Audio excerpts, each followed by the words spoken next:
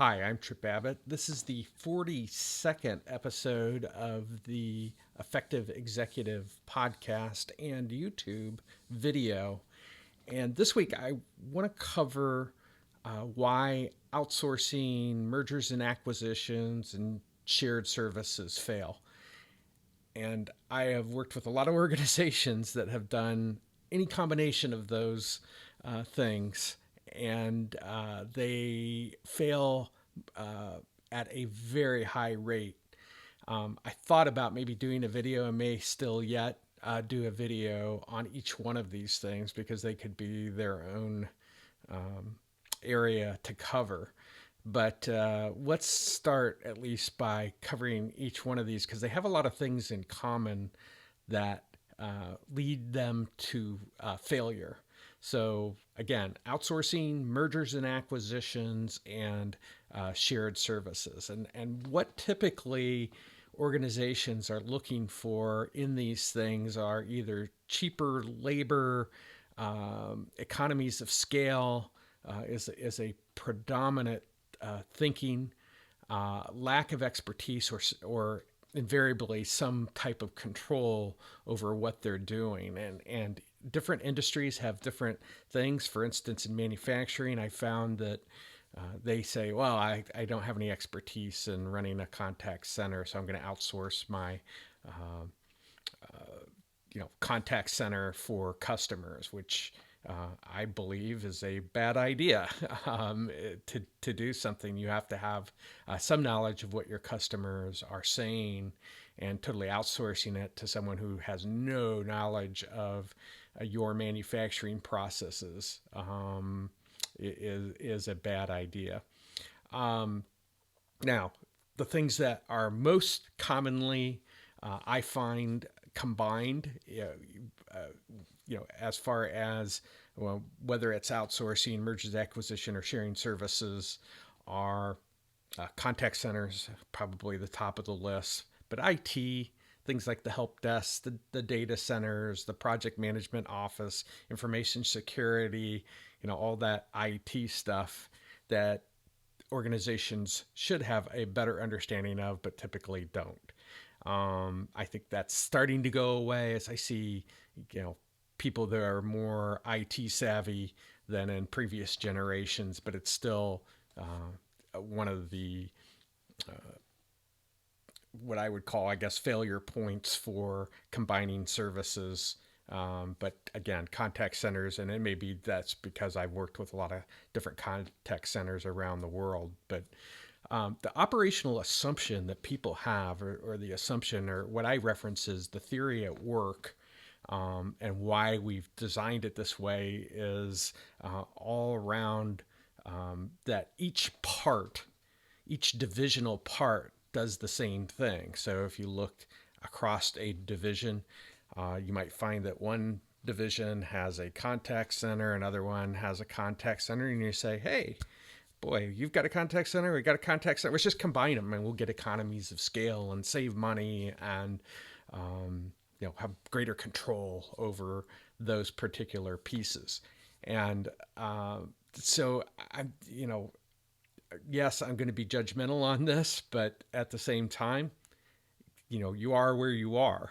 And so your assumptions are the ones that need to be challenged and see if there's a better way of going about it.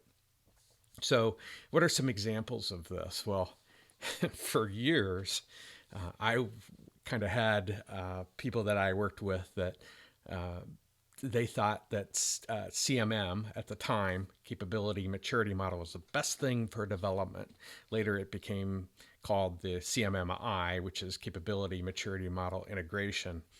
And it was mostly around software development. Now they've expanded that into services and other things in the use of this model, but primarily software development is where I saw it. And we all praise the CMM level 5 organization until I started working with a large insurance company in Europe. And what I discovered was, after going to see their processes and understand what the customers were wanting out of the system, the people that actually do the work, what they were doing, and then they outsourced their software development to India and Pune and Bangalore and other places around India. And so I went to visit them. And the first thing I discovered was, as I was told by the CMMI level 5 people, was, well, we can't be very effective unless we are actually involved with the people who do the work and understand what's happening with the customers. So it never makes much sense to me why people would go through and outsource something that as important as development to save money or to gain some type of control or get some type of economies of scale or some fictitious lack of expertise that they may have. There are things that you have to have within your organization. And this comes through knowledge of the system in which you're working on and in. And so you need to, and I understand, I've seen, especially in Europe, huge bureaucracies around IT. You know, I've seen where the internal IT departments charge millions of dollars, you know, in order to get a particular project done. And then, of course, someone from another country, primarily India, has been my experience that they can do it better. They have a CMM level 5, woo, and so they wind up outsourcing it, and without knowledge, they get crap too. You know, it's just kind of crap in, crap out. And then contact centers, you know, they are things where people make the operational assumption that each contact center, and this division has one, this division has one, and this division, which just combine them all. And we can have greater control and economies of scale and all the things that I talked about before. And they see it as low-hanging fruit. And when I say they, it's executives. I mean, they're the ones pulling the strings on these things because all of this knowledge that people get is handed down from one executive to the next, and it seems to make sense. You know, oh well, we got 3 different concepts. If we just move them into one, we have these shared services, and you know, we'll get the economies of scale, and things will be great. And I've never found that to be true. Working with many large organizations, either on mergers, acquisitions, the sharing of services, is because each of these contact centers have different types of interactions from customers or internal customers or whatever it is. And because they're so different, the assumption that they're all the same is where this thing fails. And so these different customers and these different interactions that you have, and even with regards to the employees of each of these divisions, have intimate knowledge of what's going on and how to handle people within their system. So just combining them together and saying, boy, see how great that is, and how much more control we're going to have, and how we won't have to have, instead of 300 people, maybe we'll have 200 people because we've combined all of these contact centers. Never pans out. As a matter of fact, it always seems to make it worse because then we're treating, you know, someone always has the upper hand. There will be one contact center because maybe it was the largest or has the most favorable power play from a executive standpoint. And so they're the good one. So we'll just copy what they're doing and combine everything, and we'll close those other contact centers down.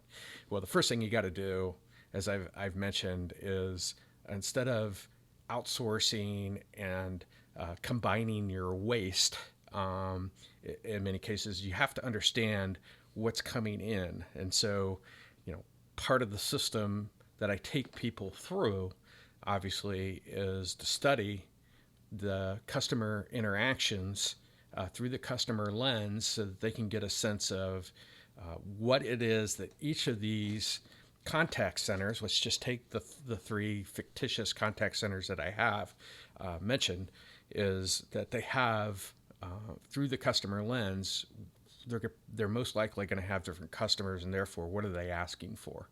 What are the types of interactions that they're bringing to the table And are they all the same? And that's a place to start. Now, you can stuff them in together and make the assumption that they are all the same, but often 90+% of the time, they're not.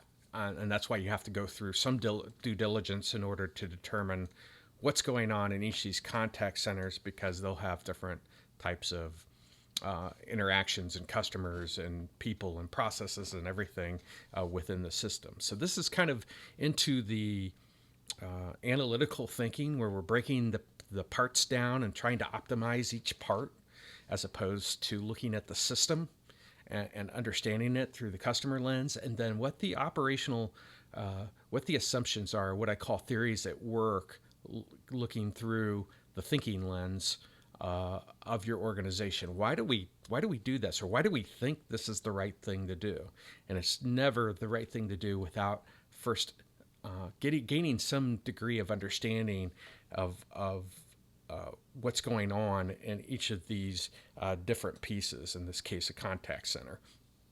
And if they are the same, then maybe it does make some sense, but I would still do it on a small scale first to see how it works out, because you're going to run into some issues, some things you didn't anticipate, maybe some things you didn't see when you were looking through the customer lens, and then you make your way into making a system that is better.